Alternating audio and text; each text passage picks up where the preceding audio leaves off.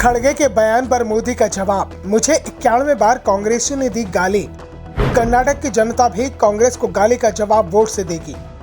अमित शाह ने भी खड़गे के बयान पर साधा निशाना। कर्नाटक कांग्रेस अध्यक्ष मल्लिकार्जुन खड़गे का गृह राज्य है। उनकी प्रतिष्ठा कर्नाटक के चुनाव से जुड़ी है। 10 मई को वोटिंग होनी है और प्रचार में 10 दिन का समय बचा है। खड़गे पूरे प्रदेश का दौरा कर रहे हैं। 10 मई तक वो कर्नाटक में ही डटे रहेंगे। लगातार खड़गे की रैलियां हो रही हैं। उनके निशाने पर पीएम मोदी बने हुए हैं। लेकिन कलबुर्गी में खड़गे जोश जोश में बहुत कुछ कह गए। ऐसा कुछ भी बोल गए जो खड़गे आमतौर पर बोलते नहीं हैं।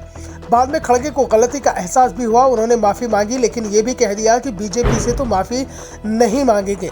खड़गे भले ही पीएम मोदी की तुलना सांप से कर गए हैं और फिर पलट गए, लेकिन बीजेपी ने इस मुद्दे को लपक लिया। खड़गे पर लगातार निशाना साधा जा रहा है। आज पीएम मोदी कर्नाटक में चुनाव प्रचार में उतरे थे और उन्होंने खड़गे के बयान को ही बड़ा मुद्दा बना लिया।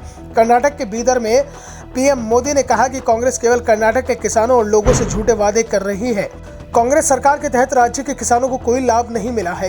कांग्रेस ने सिर्फ तुष्टीकरण को बढ़ावा दिया है। कांग्रेस ने मुझे अभी तक 91 बार गाली दी है। इनकी गाली का जवाब देश की जनता वोट से देगी। कांग्रेस ने जब जब गाली दी है, जनता ने उन्हें सजा दी है। पहले मोदी चोर चिल्लाया, फिर ओबीसी पर सवाल उठाया और फिर मेरे लिंगायत समुदाय के भाई बहनों को गाली देने का काम शुरू कर दिया। आपने जिस को गाली दी है, आप दोबारा खड़े नहीं हो पाएंगे। इस बार भी कर्नाटक में गाली का जवाब, इनके सम्मान पर जो ठेस पहुंची है, उसका जवाब जनता वोट से देगी। पीएम मोदी ने कहा कि कांग्रेस ने बाबा साहेब आम्बेडकर को भी अपशब्द कहे थे।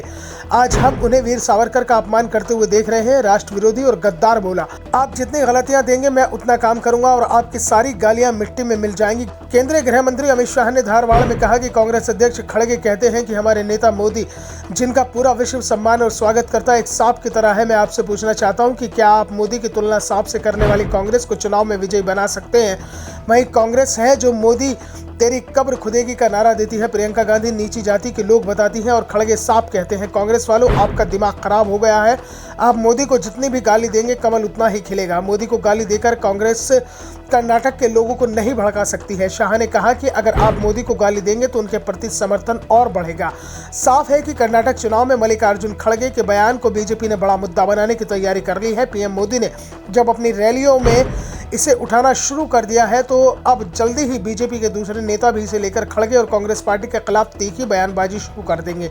ऐसे में कांग्रेस को इस बात का भी डर लग रहा है कि कहीं खड़गे के बयान से उसी तरह से नुकसान ना हो जाए जिस तरह से गुजरात विधानसभा चुनाव में कांग्रेस का नुकसान खड़गे के बयान के चलते हुआ था। गुजरात विधानसभा चुनाव में खड़गे ने पीएम मोदी की तुलना रावण से कर दी थी, जिसके बाद बीजेपी ने इस मुद्दे को गुजरात के अपमान से जोड़ दिया और जब चुनाव परिणाम आए तो बीजेपी की पूरी जमीन ही हिल गई थी। और अब बीजेपी एक बार फिर से पीएम मोदी के अपमान का मामला कर्नाटक में उठाना शुरू कर रही है। दूसरी ओर नुकसान का डर देखते हुए खड़गे ने खुद को पहले की तरह ही इस बयान से अलग कर लिया है, लेकिन बीजेपी खड़गे को उनके बयान से अलग नहीं होने दे रही है। ऐसे में सवाल है कि क्या 10 मई को जब कर्नाटक वोट डालेगा तो क्या मोदी पर खड़गे का बयान कांग्रेस की मुश्किलें बढ़ाएगा? Bureau report, the Navdarpan news.